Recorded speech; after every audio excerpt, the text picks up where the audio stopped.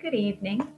I'm Miss Andrea, one of the youth librarians at the Hussey-Mayfield Memorial Public Library, here this evening to bring you Chapter 4 of our read aloud of Anna Sewell's book, Black Beauty.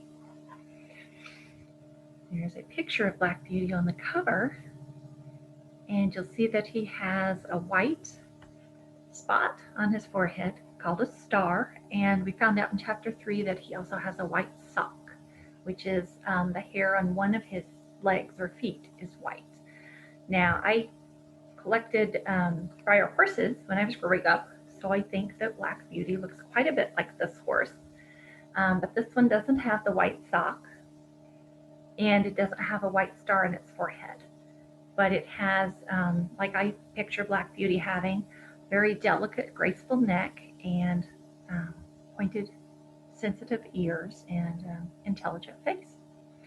So let's hear from Black Beauty now with Chapter 4 of our story called Birtwick Park.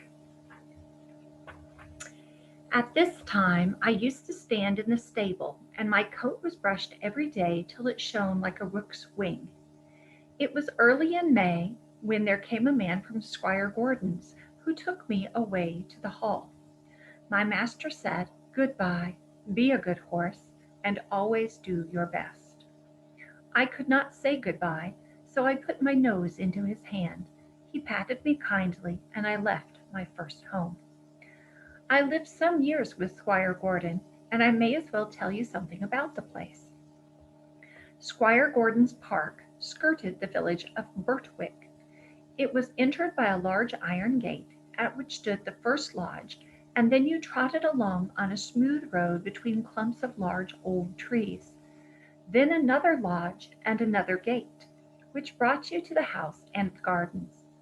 Beyond this lay the home paddock, the old orchard, and the stables.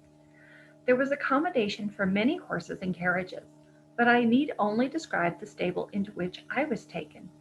This was very roomy, with 4 good stalls.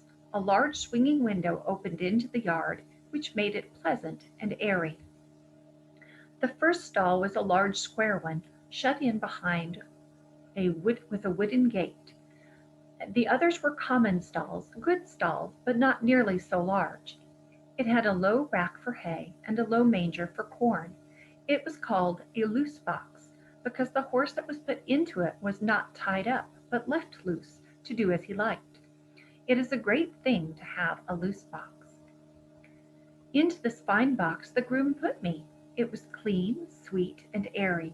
I never was in a better box than that, and the sides were not so high but that I could see all that went on through the iron rails that were at the top.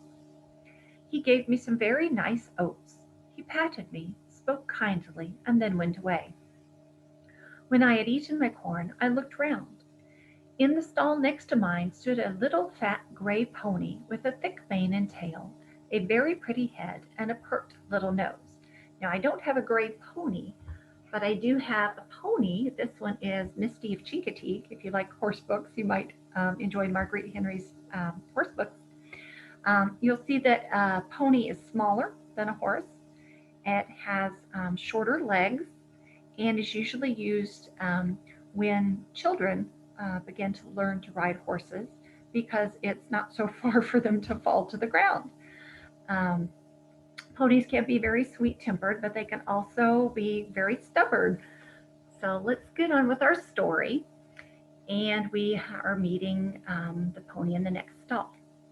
I put my head up to the iron rails at the top of my box and said, "How do you do? What is your name?"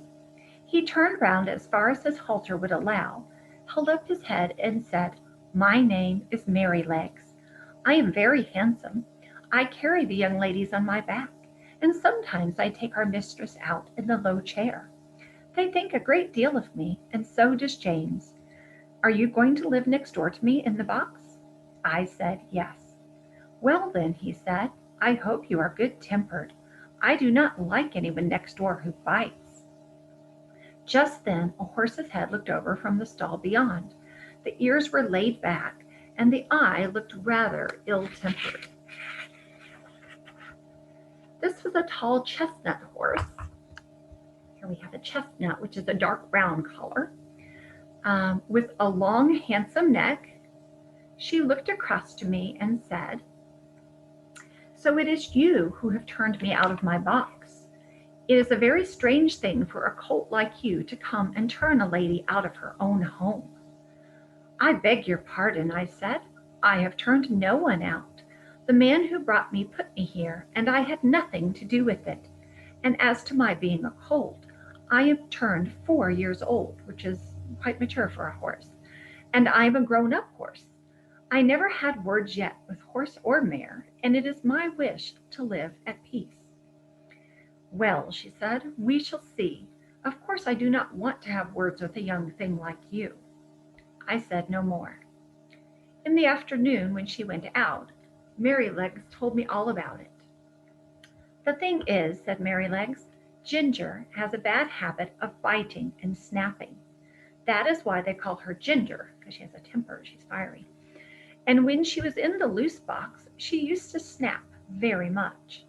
One day she bit James in the arm and made it bleed.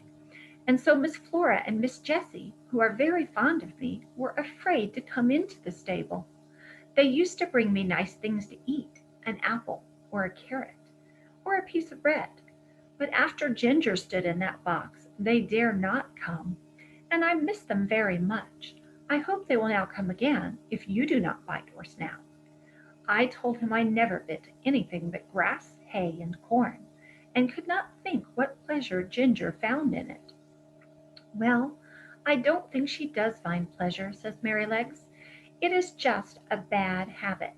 She says no one was ever kind to her, and why should she not bite? Of course it is a very bad habit, but I am sure, if all she says be true, she must have been very ill used before she came here. John does all he can to please her, and James does all he can, and our master never uses a whip, if a horse does right. So I think she might be good-tempered here. You see," he said with a wise look, "I am 12 years old. I know a great deal, and I can tell you there is not a better place for a horse all round the country than this.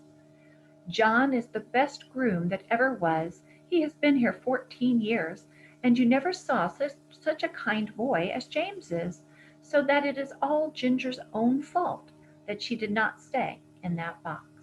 We'll find out more tomorrow evening in Chapter 5. Thank you for joining us. Good night.